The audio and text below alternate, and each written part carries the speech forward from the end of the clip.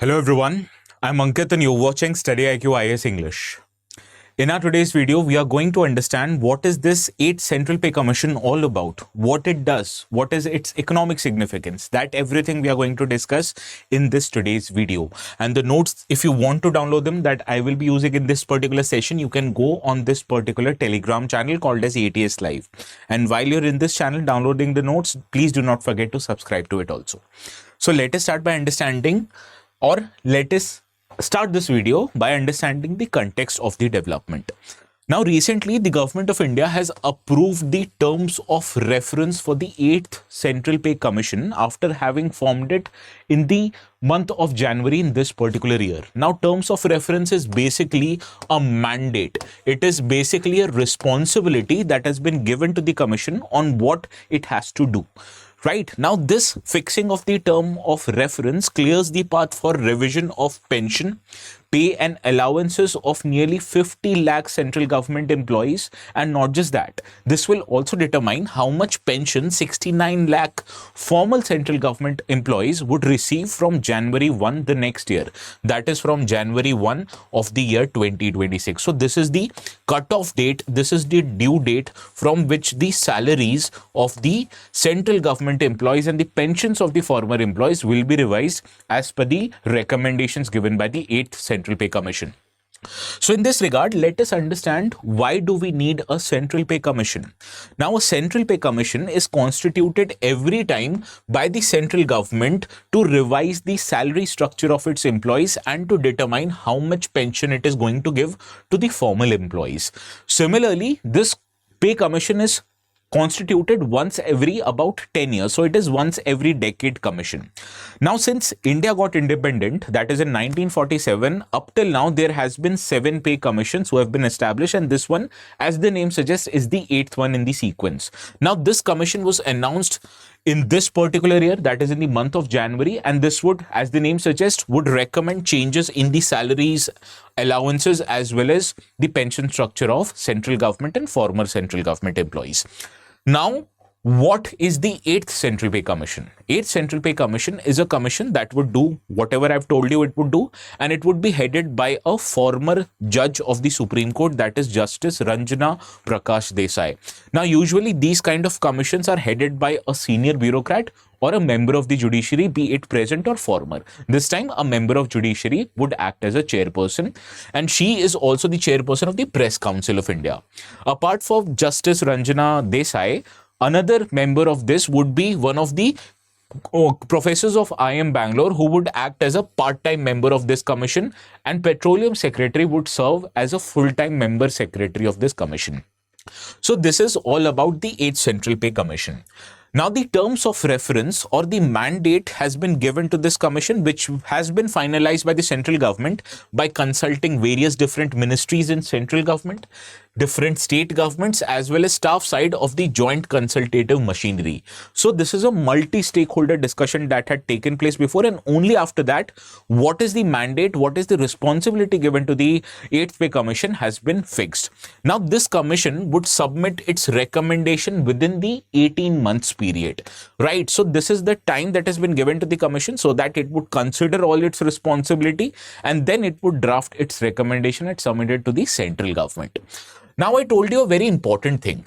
What is this mandate that has been given to the 8th Central Pay Commission? This would determine how our economy would function. This would determine how the salaries and pensions to the government and former government employees will be given.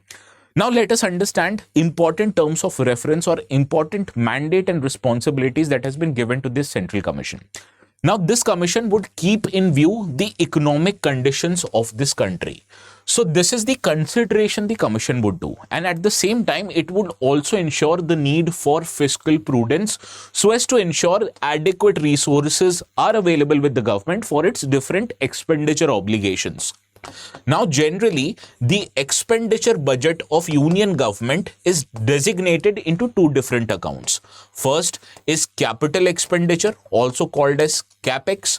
Another one is revenue expenditure. Now, in revenue expenditure, there are broadly multiple types of expenditures that are counted. For simplicity's sake, one kind of expenditure include salaries, it includes allowances, and it includes pensions that are given to the former employees. Similarly, under revenue expenditure, all the welfare spending of the government of India are also denominated. So these are basically the important spending obligations of the union government. Capital expenditures are the expenditures made on developmental projects, which pushes the economic growth on the upscale side. So you can understand from these different expenditure obligations of the union government, if union government increases the money that it spends on salaries, allowances and pension, obviously the logic would suggest you that it would have lesser amount of money for welfare spending, it would have lesser amount of money for capital expenditure. And both of these kind of expenditures are also very important. For capital expenditure, if you increase capital expenditure, it creates a virtuous cycle in the economy which pushes your economic growth up.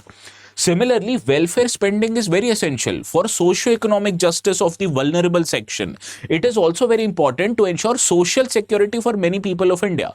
So we can't ignore these three of the expenditure that is inculcated by the central government. So that is why the first mandate given to the Central Pay Commission is to understand how much salaries, allowances and pension it would increase, while keeping in mind the other important spending obligations of the union government, so that these kind of factors are not ignored by the central government. Another important mandate is that this will also take into consideration what is the increase in salaries. Now, one very important thing that happens, this is a central pay commission. So this determines the salary hike for central government employees. But state governments also have a lot of employees. So state government usually have a tendency that they follow the recommendations given by central pay commission, make certain changes accordingly, and then they also hike their employees' benefits. So this is also very important. First of all, many of the state governments in India, like Kerala, like Punjab, they are facing financial crisis. So in this case, if these government decide to increase their salaries also, this would further push them into financial crisis. So Central Pay Commission would also take into account, because its recommendations will also likely impact the kind of hikes that the state governments would do. Similarly, one of the areas what Central Pay Commission considers while hiking the central government employee's salary is how much salary is provided in central public sector undertakings and private sector. And the ultimate aim of the Central Pay Commission is to match the private sector and public sector salaries. So this is another factor it would consider, that it would take a look at kind of allowances that are provided to CPSU employees and the kind of salaries that private sector employees get, so that there is somewhat a level of parity between these two kind of salaries. Now, these are the most important recommendations or the most important terms of reference of the Central Pay Commission. But there is one very big addition this time in the terms of reference. If you look at it, one additional item has been included, that it will keep in view of the unfunded cost of non-contributory pension schemes of Government of India. If you can recall, there was a older pension scheme called as OPS or old pension scheme, which provided a defined benefits to the employees after their superannuation, that is after their retirement. Now, there has been for a long period of time continuous public pressure on the union government so as to change away its existing pension scheme and revert back to the old pension scheme. Now, obviously, when the government provides a fixed and defined benefits to its employees, automatically its revenue expenditure goes up. And the consequence of this revenue expenditure going up is that other kinds of obligations like welfare spending and capital expenditure are somewhat ignored. So, for example, OPS was a scheme that was in application before January 1, 2004. So, employees who have joined central government service before January 1, 2004, they are eligible to get pensions according to old pension scheme. And these pensions were defined benefits after retirement, and they were eligible to get 50% of their last drawn salary as their monthly pension. So, this automatically increased the revenue expenditures of the government as far as pensions were concerned. So, as to reduce the financial pressure, the government introduced a national pension scheme for employees who have joined the government service after January 2004.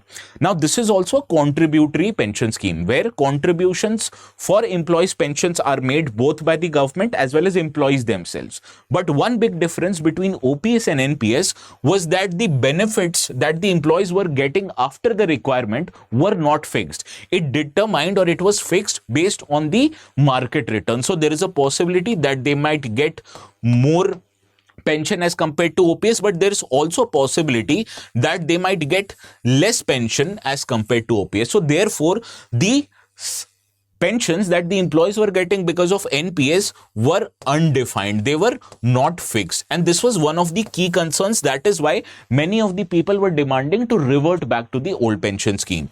So as a consequence, this year the government introduced the unified pension scheme. And this makes it makes the best out of both of the earlier schemes, that is OPS and NPS. First of all, UPS provides you a defined assured pension, family pension and minimum pension for even those people who have served in the government for less than 10 years. For example, UPS guarantees you an assured payment of at least 10,000 rupees of pension per month to employees who have retired from service in less than 10-year service duration. And it provides a full assured payout to people who have served minimum of 25 years in the government service. So this makes best out of both of the earlier schemes and tries to reduce the political pressure on the government. So this is the important mandates of 6th Pay Commission. But before ending this video, there are some important facts that you need to remember. Now, this 8th Central Pay Commission, its recommendation is expected to be announced in April 2027.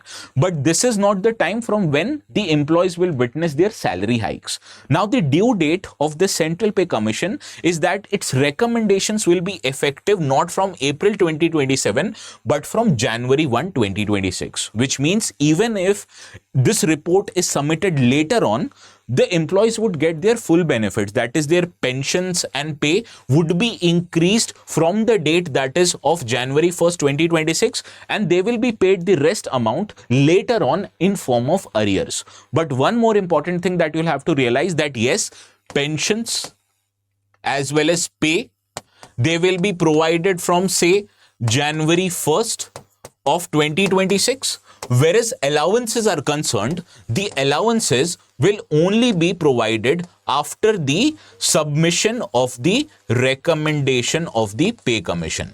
So this is provided prospectively, and on the other hand, pensions and pay are provided retrospectively, that is with effect from January 1st, 2026, even though they are paid at a later date. So the employees would be compensated by arrear payments, right? Now, this is the timeline. So what this important highlights that since when will employees expect to their salaries to increase? Now, every commission, including 8th Pay Commission, fixes a due date. And as I told you, the due date for the recommendations of 8th Central Pay Commission is January the 1st, 2026. So the employees would get their pensions and pay revised from this date in form of arrears. But you need to understand, as soon as this commission passes its recommendation to the government, this is not the date from which they will start getting increased salaries and pensions. But the implementation of this recommendation might take some time because it does not happen immediately. First of all, government would review this recommendation and submit it for approval of the Union Cabinet. After the approval of Union Cabinet, they would issue a revised pay orders and then they would make budgetary adjustments, and then only you would get your increased pensions and pay in form of arrears and continuous increased pay and salaries, right? Now, what is the implication of this particular move on India's economy? First of all, Pay Commission, it recommends and it impacts the fiscal math of the government. First of all, government's revenue expenditure would increase because now it would have to pay more salaries, more allowances, more pensions to its present and former employees, and this would constitute a major chunk of revenue expenditure. As far as right now is concerned, in the financial year of 2025, the central government has estimated that just calculating the pensions and salaries and allowances, the total expenditure that government makes, it accounts for 18% of total revenue expenditure. So salaries, pensions, as well as allowances, they constitute about 18%, that is 18% of government's total revenue expenditure. So you can understand, after the recommendation of 8th Pay Commission, this figure is expected to increase. Now, what would happen is that the previous 7th Pay Commission, when it announced its recommendation, it increased an average pay by 23.55%. And this imposed an extra financial burden of the government at the tune of 1.02 lakh crore rupees. Now, going by this recommendation, you can expect that after 8th Pay Commission announces its recommendation, the minimum amount of salary increase for government employees would be somewhere around 46,000 rupees. So this is the minimum amount of money you can expect your salaries to be increased if you're a central government employee after the announcement of 8th Central Pay Commission. Now, before solving the practice question, I have a very important announcement. Today is 31st of October and this is the last date of your chance to get an admission to our resolution batches at a discounted rate. Now, the benefit of these batches are numerous. You get live classes, recorded lectures in case if you miss them. You have test series, mentorship support, whatnot.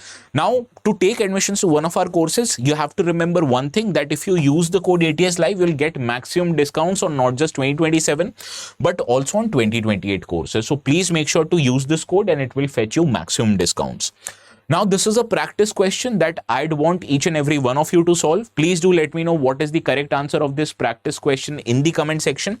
The ones who answer it correctly, as you always, would get a thumbs up from my side. So this is all for today's video. And if you want to download the notes, this is where you can go, the Telegram channel ATS Live. And if you have problems in locating it, you can scan this QR code also. So this is all from my side. Wish you a very good night.